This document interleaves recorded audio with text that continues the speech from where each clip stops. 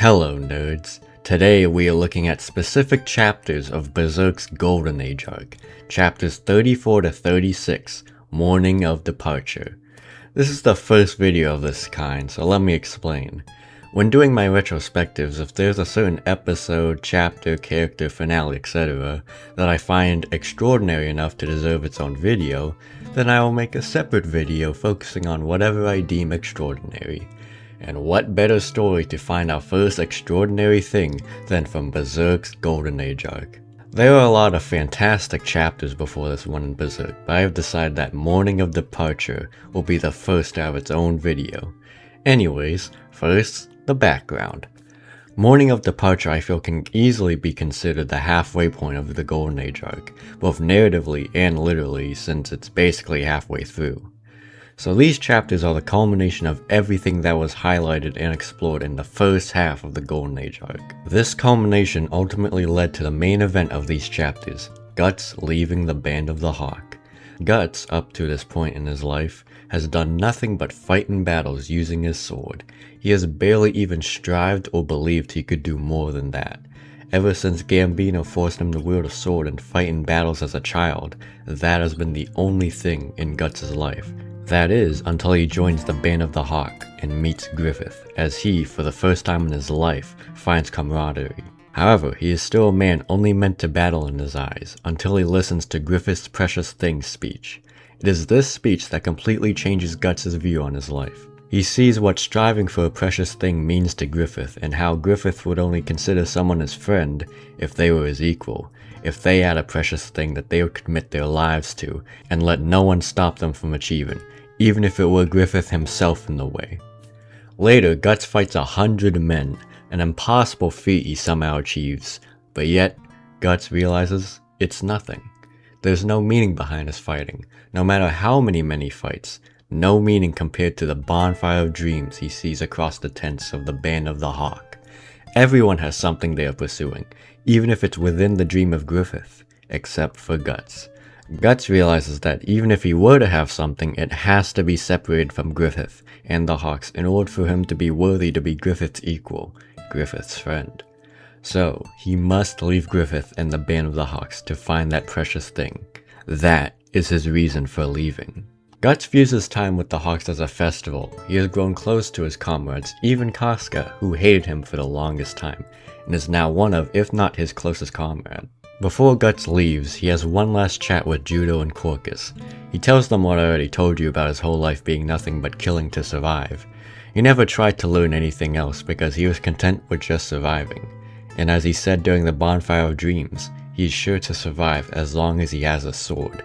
If anyone looked his way or challenged him, he was sure to kill them, even when it was his own father figure. And all that was true until he met Griffith, a man he wanted to look at him. A man he could strive to stand beside as an equal. But as long as he's in the shadow of Griffith's dream, he cannot be his equal. And for the first time in his life, Guts is no longer content with just surviving. Quorkus has always hated Guts and continues to hate Guts even more after he tells him he wants to be Griffith's equal. Quorkus views Griffith in such high regard and Guts in such low regard that it disgusts him to hear that.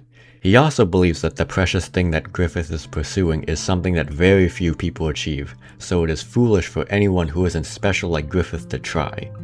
After Quorkus storms off, Judo explains that Quorkus was once a leader of a band of thieves until he was defeated by Griffith and assimilated into the Band of the Hawk. Judo believes that he probably had a precious thing at some point.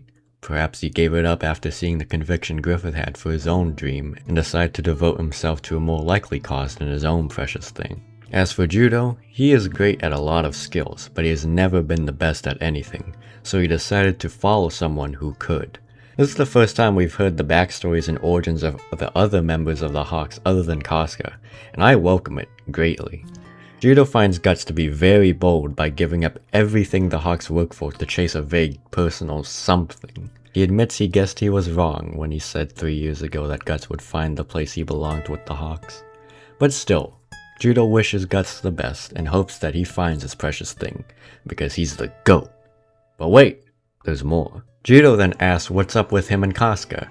He knows they've gotten closer and asks why Guts doesn't try his luck with her. Guts' reason is that he knows Casca is devoted to Griffith, but Judo lays out the truth about the relationship. He understands that this is not the end goal of Griffith's dream. His ambition for his dream is seemingly endless, so he will always pursue larger and larger things, and now that the war is over, the only way Griffith can rise through the ranks is through Princess Charlotte. I mean, it's pretty obvious. He has clearly been trying to get close with the princess throughout the Golden Age arc. That, along with Julius, Adonis, and the Queen's mysterious deaths, leaves a power vacuum waiting to be filled. I believe Judo is smart enough to understand why all those assassinations transpired, but doesn't say if he does. Casca, on the other hand, has such a strong devotion to Griffith that Judo believes it goes beyond love and into the realm of worship. He also believes that Casca is aware that she can't be with Griffith because she cannot advance his dream the way Princess Charlotte can. So after all that, Judo asks Guts again why he doesn't try. Guts states that he views Casca as a comrade, not as a mate.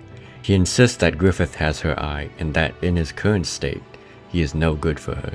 Judo accepts Guts' answer and leads him to the top of the hill where, unknowingly to Guts, his closest friends are waiting, and also Corcus. Guts is not going to leave the Band of the Hawk so easily. Rickert begs Guts to explain why he's leaving, to which Judo says it's a man's decision. Corcus completely unloads his disdain towards Guts, explaining that it's his face which shows some kind of profound suffering behind it, gets under his skin, because Corcus believes it's just him seeking attention, even though he's not the only one who has suffered. Along with his wish to become like Griffith, Corcus warns him to watch his back if they ever cross paths on the battlefield again. Corcus is obviously in the wrong because Guts has every right to bear a face of agony, but Corcus doesn't know that and is just projecting his own insecurity since Guts now has the strength to pursue his own precious thing, while Corcus gave up his to Griffith long ago. Guts looks at Casca and without a single word being exchanged, walks past her, still believing that she'll be fine without him and that he isn't worthy despite Judo's words of encouragement echoing through him. And then there's the man himself, Griffith, who draws his sword on Guts. Griffith explains that 3 years ago, he gained possession of Guts' life and death through a duel, so the only way he will allow Guts to leave is the exact same way. Guts realizes that Griffith is serious and knows what he must do, leading to one of the most iconic panels in Berserk. Guts and Griffith duel on the top of a hill once again, like where it all began, this time as the sun rises on a snowy landscape. Casca attempts to stop them both to no avail. Their resolve is too strong. Judo reminds Casca who they are at their cores, mercenaries who live by the sword and die by it. This is just how they are. It is this moment that Judo sees just how much Casca has changed. She is no longer the same girl who yielded to Griffith's every wish and request. As Guts and Griffith have one of the most intense and vital standoffs ever, we get a deep look into both of their psyches. Guts understands that Griffith's feeling for him is rapidly changing and that he'll hate him for this. But just like Griffith said in his Precious Things speech, Guts will not let anyone oppose him in this moment, even if it were Griffith himself. That's why he must do this and leave. They have come full circle and Guts is content knowing that Griffith still values him enough to spill blood. We also get a look into Casca's mind as she wants Griffith to win so that Guts can stay. She then realizes that deep down, that what she wants is for Guts to stay. Then we get to Griffith, who analyzes Guts' look. Guts has always been portrayed as emotional, rageful, and bloodthirsty. The manga is called Berserk for a reason, but in this moment, for this duel, Guts is calm. He's focused and poised, showing just how much he wants this. The tables have truly turned from the first duel, as Griffith gets emotionally charged seeing how much Guts wants to leave him, and how determined he personally is to not let that happen. He then strategizes a way to defeat Guts quickly since he knows victory will come in the first strike. At first, Griffith strategizes cautiously, not wanting to severely hurt or accidentally kill Guts, but his emotions get the better of him, and he declares in his mind that if he can't have him, no one can. As Corcus, Pippin, Judo, Rickert, and Casca watch in awe, Griffith acts first at the drop of snow. In dynamic panels showing their speed, Griffith lunges at Guts, preparing to parry a swing, but as he tries, Guts snaps Griffith's sword, and with his massive sword hurling towards Griffith's shoulder, Guts manages to stop it mid-swing before it reaches him. Griffith underestimated Guts' growth and strength, For the first time, Griffith lost. Guts' final words to the stunned Griffith are, "Take care," and with that, he walks away from Griffith, Casca, and the rest of the Band of the Hawk. All Casca can do is shout Guts' name to him, but it's already too late. He is gone. Rickert cries, Pippin is saddened, and Corcus is in denial. As Guts walks in the snow, his words to Griffith are some of the most powerful I have ever witnessed. It's alright. It's like stumbling on a rock on the roadside. It's petty, a small thing. The place you want to go is more distant, farther off. So, it's alright. You'll stand up, and you'll start walking. Soon. And with that, the best chapter of Berserk so far. Yeah, it's technically 3 chapters, but it's the third one in particular that executes everything built up about as perfectly as you can get. We get so much insight into these characters we followed closely, along with characters who didn't get fleshed out till now. And it all works and makes sense. After Guts explains his reason for leaving, which had gradually grown and developed throughout his time with the Band of the Hawk, Corcus and Judo get their time to shine explaining their mentality during this situation of Guts leaving, along with their own origins with the Band of the Hawk. Judo in particular really tried to get Guts to see that he can be with Casca, which foreshadows Guts and Casca's relationship, along with his own feelings for Casca very well. And then we have the duel itself, so much internal monologue, which is usually such a cliche in anime manga. You know, each character explaining what they're about to do and whatnot. But here, it's absolutely necessary because there is so much more. Guts seals his desire and feelings into action as he waits for Griffith to strike, Casca and Judo realizing her changing feelings towards both men, and Griffith, who had never had an internal monologue beforehand, gets one now.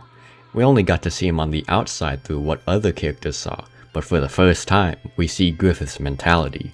And it's a special occasion because of the swapping of who is emotional and who is in control. And all of that leads to Guts' victory. Not only his insurmountable physical strength, but also his calm yet firm resolve to become a man Griffith can call his friend and equal, even if it severs the friendship between them. And Guts' final monologue is not only impactful in the context of the story, but also impactful on its own. Motivational quotes, especially when they come from media, can be cringe and overused. But Guts' quote here works because of who it comes from. This is a man who has gone through so much and is at a point in his life where he doesn't know what he's gonna do next, but he is determined to find out what. Guts giving these words of motivation to Griffith, stating that he'll be okay, that what he went through is nothing more than a bump in the road, and what he is truly after is greater than this misstep, is really something special coming from the guy who was abused as a child and forced to fight in countless battles with no purpose.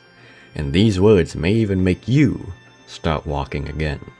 Soon. However, unfortunately for Griffith, they did not. An outstanding and dramatically brilliant turning point in one of the greatest arcs ever written in anime manga. And as always, thanks for watching.